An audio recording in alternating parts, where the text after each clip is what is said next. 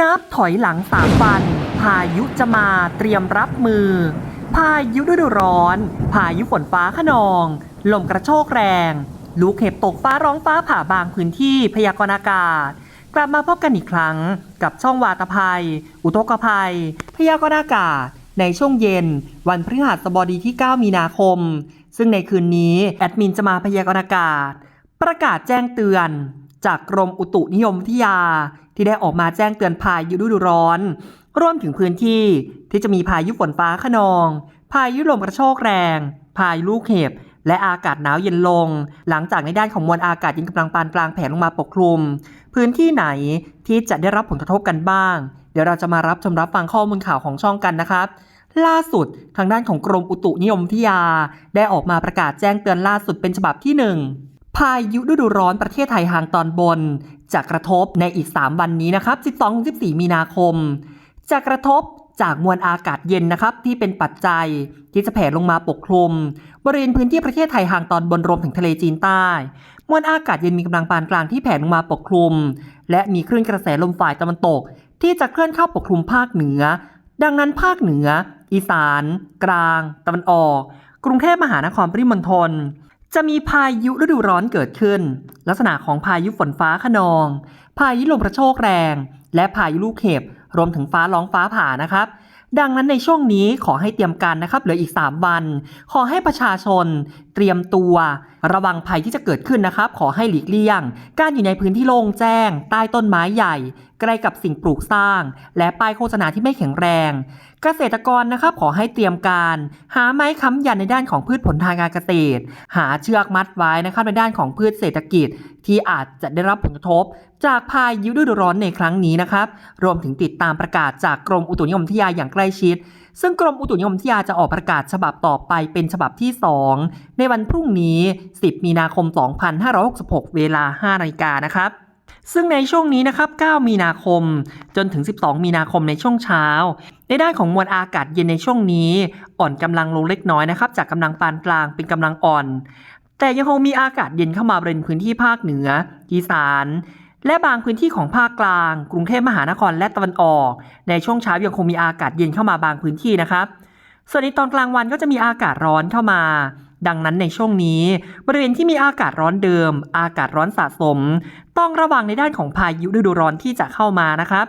หลังจากในช่วงวันที่12 มีนาคมและ13 มีนาคมที่มีพายุฤดูร้อนเข้ามาบริเวณพื้นที่ภาคเหนือเป็นส่วนใหญ่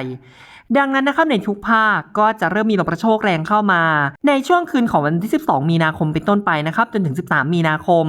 และอุณหภูมิจะเริ่มลดลงก็จะมีอากาศเย็นถึงหนาวบริเวณพื้นที่ภาคเหนือภาคอีสานโดยเฉพาะยอดดอยยอดภูจะมีอากาศเย็นบริเวณพื้นที่ภาคกลางกรุงเทพมหานครปริมณฑลและภาคตะวันออกหลังจากนั้น15 มีนาคมเป็นต้นไปจนถึง18 มีนาคมมวลอากาศเย็นก็จะค่อยๆอ่อนกำลังลงตามลำดับแต่ก็ยังคงมีอากาศเย็นบางพื้นที่ทางตอนบนๆนะครับและยังคงมีฝนได้ต่อเนื่องบริเวณพื้นที่ภาคเหนือและบริเวณพื้นที่ภาคกลางฝั่งตะวันตกรวมถึงภาคตะวันออกในบางพื้นที่นะครับตั้งแต่ในช่วงวันที่15จนถึง18 มีนาคม 2566อากาศแปรปรวนนะครับในช่วงนี้ขอให้ดูแลรักษาสุขภาพกันด้วยนะครับต่อไปแอดมินจะพามาเช็คในด้านของพื้นที่ที่จะมีพายุฤดูร้อนเข้ามานะครับ12 มีนาคม 2566ภาคตะวันออกเฉียงเหนือจะเน้นบริเวณจังหวัดหนองคายเลยอุดรธานีและหนองบัวลำพูส่วนพื้นที่ภาคเหนือไล่ลงมาจนถึงภาคกลางภาคตะวันออกนะครับและภาคใต้ทางตอนบนในบางพื้นที่ไล่มาเลยนะครับที่เชียงรายแม่ฮ่องสอนเชียงใหม่พะเยาน่านลำปางลำพูนแพร่อุตรดิตถ์สุโขทัยตากพิษณุโลกกำแพงเพชรพิจิตรเพชรบูรณ์นครสวรรค์อุทัยธานีสุพรรณบุรีกาญจนบุรีราชบุรีเพชรบุรีกรุงเทพมหานครนนทบุรีปทุมธานีนครปฐมสมุทรปราการสมุทรสาครสมุทรสงครามสุพรรณบุรีอ่างทองสิงห์บุรีพระนครศรีอยุธยานครนายกปราจีนบุรีสระแก้วฉะเชิงเทราชลบุรีระยองจันทบุรีตราดรวมถึงเพชรบุรีและประจวบคีรีขันธ์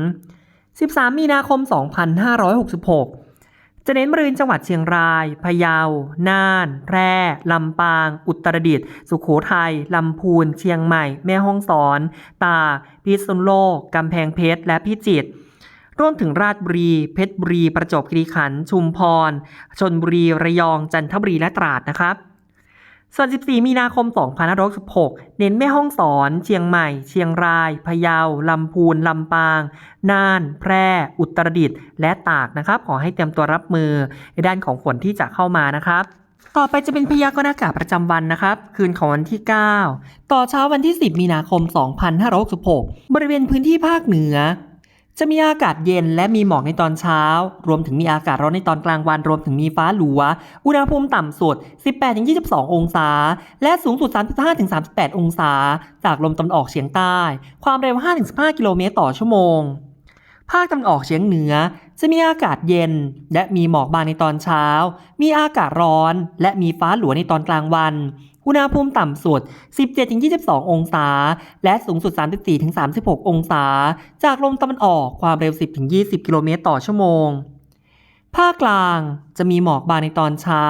มีอากาศร้อนและมีฟ้าหลัวในตอนกลางวันอุณหภูมิต่ำสุด 22-24 องศาและสูงสุด 35-38 องศาจากลมตะวันออกเฉียงใต้ความเร็ว 10-15 กิโลเมตรต่อชั่วโมงภาคตะวันออกจะมีหมอกบางในตอนเช้ามีอากาศร้อนและมีฟ้าหลัวในตอนกลางวันอุณหภูมิต่ำสุด 23-26 องศาและสูงสุด 33-37 องศาจากลมตะวันออกเฉียงใต้ความเร็ว 10-30 กิโลเมตรต่อชั่วโมงทะเลคลื่นต่ำกว่า 1 เมตรกรุงเทพมหานครปริมณฑลจะมีหมอกบางในตอนเช้ามีอากาศร้อนและมีฟ้าหลัวในตอนกลางวันอุณหภูมิต่ำสุด 25-26 องศาและสูงสุด 34-37 องศาจากลมตะวันออกเฉียงใต้ความเร็ว 10-15 กิโลเมตรต่อชั่วโมง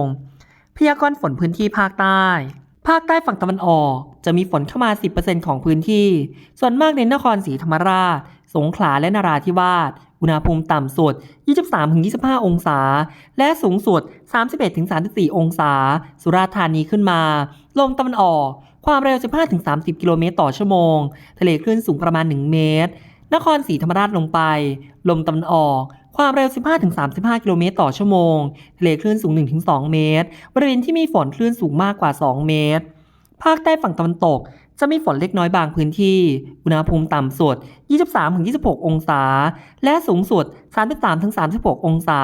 ลมตะวันออกความเร็ว 15-30 กิโลเมตรต่อชั่วโมงทะเลคลื่นสูง 1 เมตรหากมีข้อมูลเพิ่มเติมแอดมินจะรายงานให้ทราบเป็นระยะอย่างทันท่วงทีและต่อเนื่องหากเห็นว่าคลิปนี้มีประโยชน์อย่าลืมกดติดตามอย่าลืมกดแชร์ข้อมูลข่าวสารเพื่อให้รับทราบข้อมูลข่าวสารโดยทั่วกันนะครับขอบคุณและสวัสดีครับขอให้ทุกท่านกดติดตาม